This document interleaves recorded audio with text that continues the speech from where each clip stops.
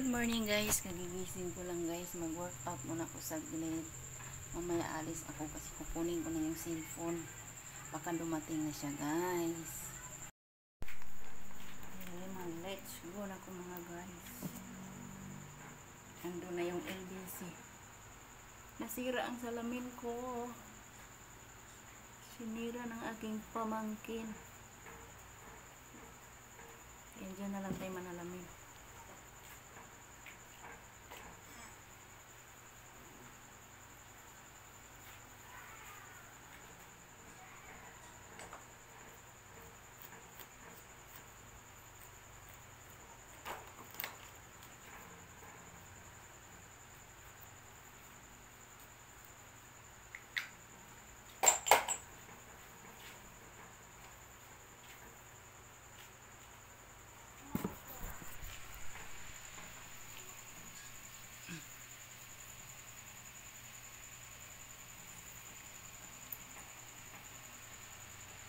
Okay.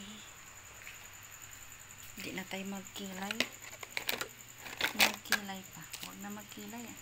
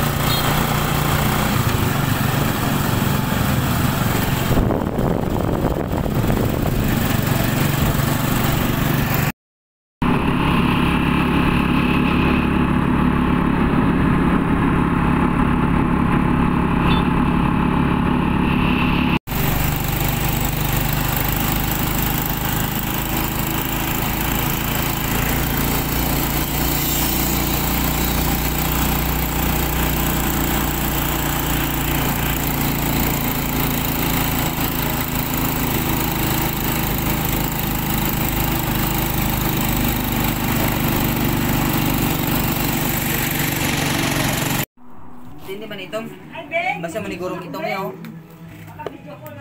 Realme. Oh guys, anong oras na? Alas 10:16 na guys. 10:16. Dumating ako doon 9:25. Siyempre binuksan ko pa, di ko na gano'ng binablog kasi para makakonsentrate ang lola nyo. Di na ako dumaan sa palengke. Di pa ako nakabiling ulam. Iwan ko ang ulamin namin ngayon. Mag-iisip na lang. Kasi yung cellphone, may kulang pa nun sila. Pero, magpahaya daw sila baka mga nito next week. Konting negosyo, at least may income. Diba guys? Mahirap pag wala tayong income. Tapos may panggasto araw-araw. Kailangan diskarte din para roon tayo ng pera. Ito pala guys, pakita ko sa inyo guys. Napasok to guys, kaya tinakpan ko para hindi magano. Kasi masakit pag naano siya, inanong langaw. Yan, kaya tinakpan ko siya guys. Medyo masakit. Pero okay lang, ayos lang, malayo lang yan sa bituka. Enjoy for watching guys. Wala pa kaming ulam ngayon. Ewan ko anong ulamin, bala na. Parang gusto kong pumunta sa babaw kasi lang sobrang init na. Try lang. Guys, magmarinis na ako nito guys. Ayan. Adobuhin ko lang itong buo guys. Ang manok. Tapos ayun yung ano tinala.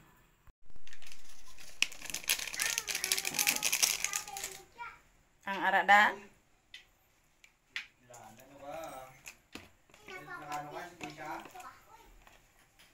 Lutuin namin itong adobong buo guys. I-marinate muna natin. Tapos konting tuyo.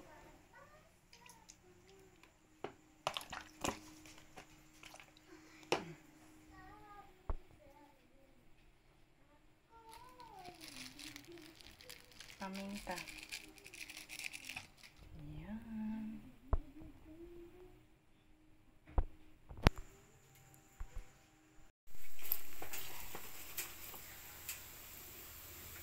Yan na mga guys, ito naman ay naglapwa ako ng tangkong kasi gusto kong maglapwa ng tangkong. Isawsaw ko lang siya sa tuyo at kamatis o diba suka.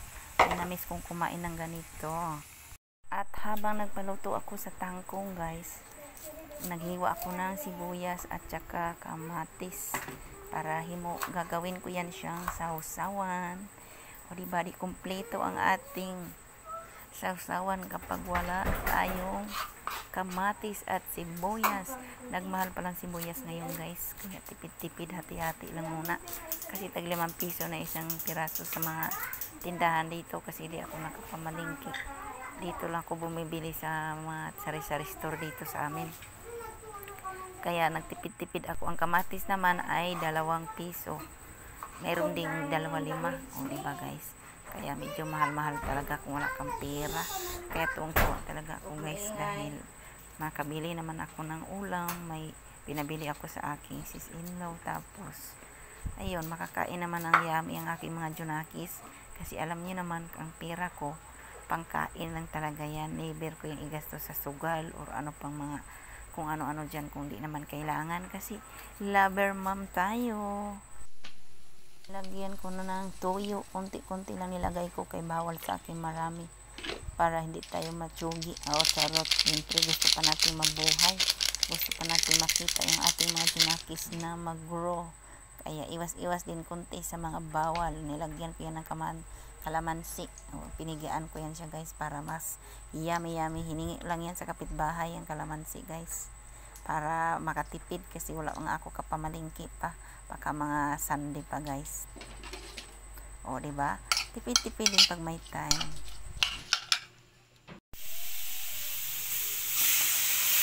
Guys, inano ko siya guys, lakpan ko diba, anawan ko siya tubig, nakaala ko tubig para ang tendency natin dyan, ang purpose natin dyan ay mababad siya at lalagain para malambot.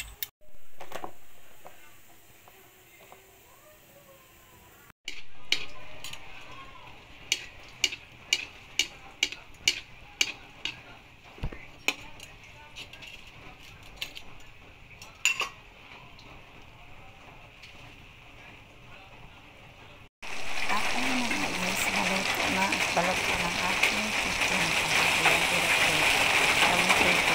Kaya ko po sa nilagyan ng pinakaman. Alaga ko naman sa kapala. Kahit hindi na siya lang crispy at crunchy guys. Pwede ko nilamuto na siya.